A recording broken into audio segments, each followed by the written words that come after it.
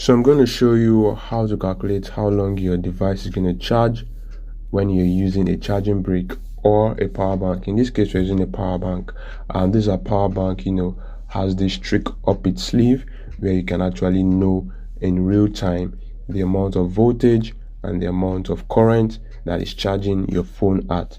The information of just knowing how long your phone is going to charge can be very useful. It can help you to to plan. Maybe you want to use your phone for something, and then that, or maybe you want to you want to leave your power bank somewhere and charge your phone before leaving your power bank and going somewhere. You can have an idea of, oh, okay, if I charge it for an hour, I can get full battery and be up and ready for whatever I want to do. For whatever reason you want to just have that information. It might be useful to you and it might not be useful to you. And so to calculate the amount of time it would take for a battery to charge while using this power bank, all you need to do is to connect your phone to the power bank first, and then press on the power button by the side to check the amount of voltage, and then to check the amount of current that's passing through in amperes. And so let's assume that you connected your phone to the device, and then the device was charging at 4.1 volts, and the amount of current that was going through was 2.1 amperes. Right. You also need to know the voltage of the battery of the phone you're using, so you can always check this online. For example, I use a Samsung Note 10 Plus, and the battery is rated at 3.85 volts.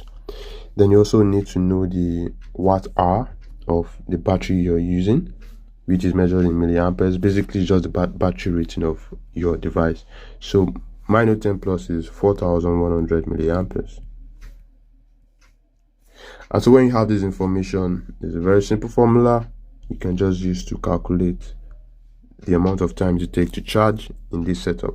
So first, all you need to do is first to find the amount of wattage that this power bank is giving when it's charging at 4.1 volts and giving out 2.1 amperes amount of current. And so that's done by multiplying 4.1 by 2.1, the voltage, by the current to get the watts. And by the time you do that, that gives you 8.61 watts. Right. So this is the amount of power that you're giving, that the power bank is giving at that point in time. Then you also need to calculate the amount of wattage per hour that your battery supplies generally, and so you also do that by multiplying the voltage and the wattage per hour, which gives you, in this case, so you need to convert this 4100 milliamperes to amp hours. So that will be 3.85 times 4.1, so it's 4.1 ampere. It's also equal to 4.1 ampere. So by the time you do the multiplication, that's 15.78 basically. So to convert the 4000 milliamperes to ampere, you just divide by 1000 basically. That's the simple math. 4100 divided by 1000 is 4.1. So that's how to convert milliamperes to amperes. So the unit for this 15.78 is in watts hour. And so now to get the amount of time it takes to charge, all you just need to do is just divide this 15.78 by 8.61. The wattage will cancel out, and then we have the amount of time that it needs to charge. So that's simply 15.78. So amount of time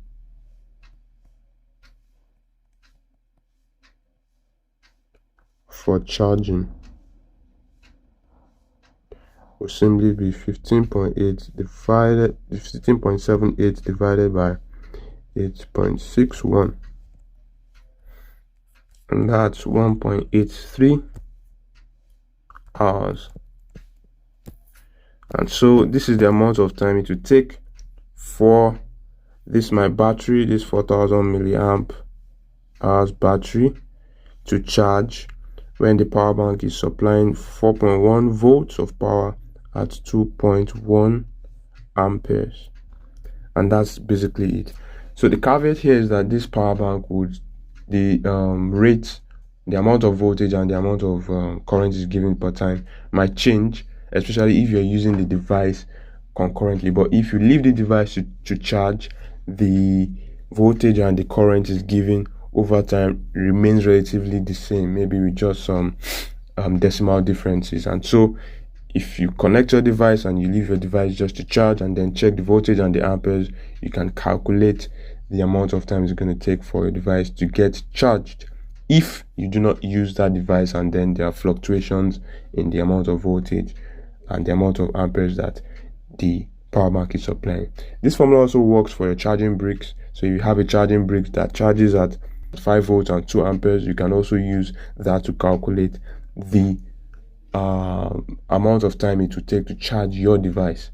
And but then the reason why that may not be accurate is that these charging bricks too, the charging rate also varies, and that's where this power bank really comes in very handy, because it gives you the actual amount, like it gives you to the decimal point the actual amount of voltage that it's supplying per time. And that may not be useful for you, but I think it's useful for anyone who wants to understand the way that devices are charging and all that. So I hope this is not too much over your head. I hope you understand what I'm trying to say. If you have questions, you can ask in the comment section.